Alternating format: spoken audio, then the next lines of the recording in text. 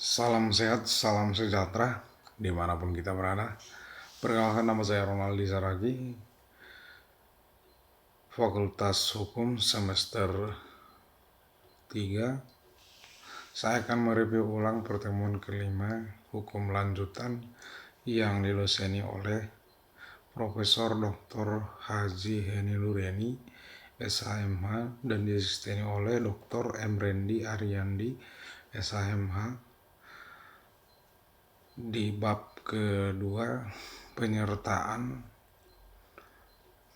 lanjutannya dari pertemuan keempat, yaitu bentuk kelima, model limiting pembantuan, moderating atau pembantuan, diatur dalam pasal 56 KUHP, yaitu ada dua bentuk.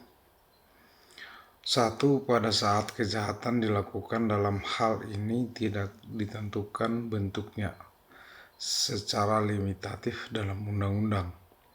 Sebelum kejahatan dilakukan, dalam hal ini undang-undang memberikan batasan atau limitatif, yaitu berupa memberi kesempatan atau saran atau keterangan.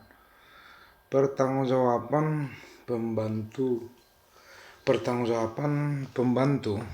KUHP mengatur pidana untuk pembantuan adalah lebih ringan daripada pelaku. Pasal 57 ayat 1 dan ayat 2, yaitu 1. Maksimum pidana pokok dikurangi sepertiga. Apabila kejahatan diancam dipidana mati atau seumur hidup, maka maksimum pidananya adalah 15 tahun. Pertanggungjawaban pembantu. 1. Pemidanaan untuk pembantu adalah lebih ringan daripada pelaku. Pasal 57 ayat 1 dan ayat 2 KUHP, yaitu maksimum pidana pokok dikurangi sepertiga ayat 1.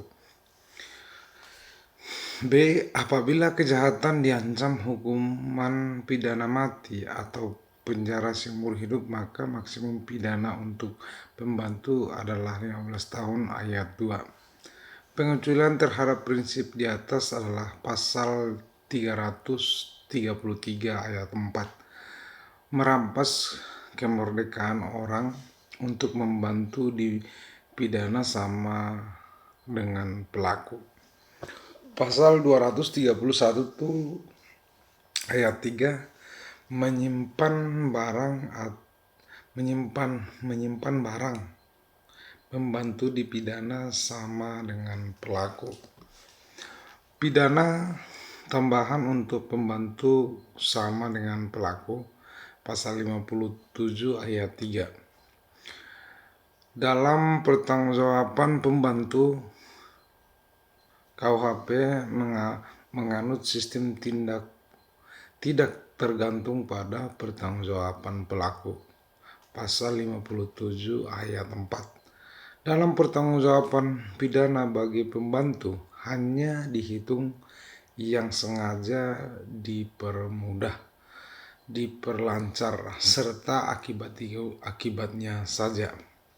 Pasal 58 KUHP mengatur mengenai kualitas pribadi yang dapat menghapuskan, mengurangkan, atau memberatkan pengenaan pidana bagi pelaku tindak pidana. Pasal 58 ini adalah peringatan bagi praktisi.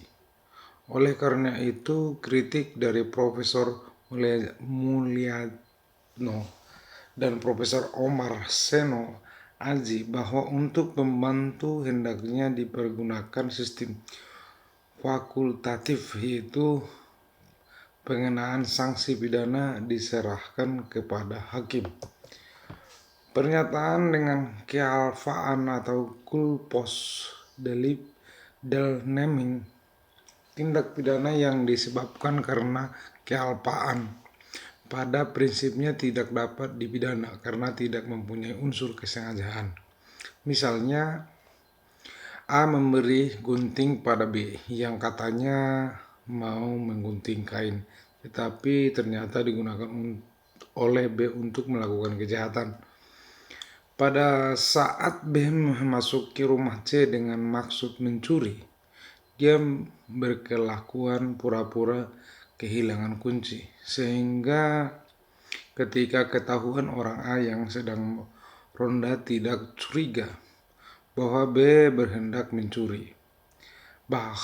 Bahkan C berusaha membantu B untuk mencongkel jendela rumah agar B dapat masuk. Berdasarkan contoh di atas, maka mereka yang membantu melakukan tindak pidana tidak dapat dikenakan sanksi pidana karena tidak mempunyai unsur kesalahan.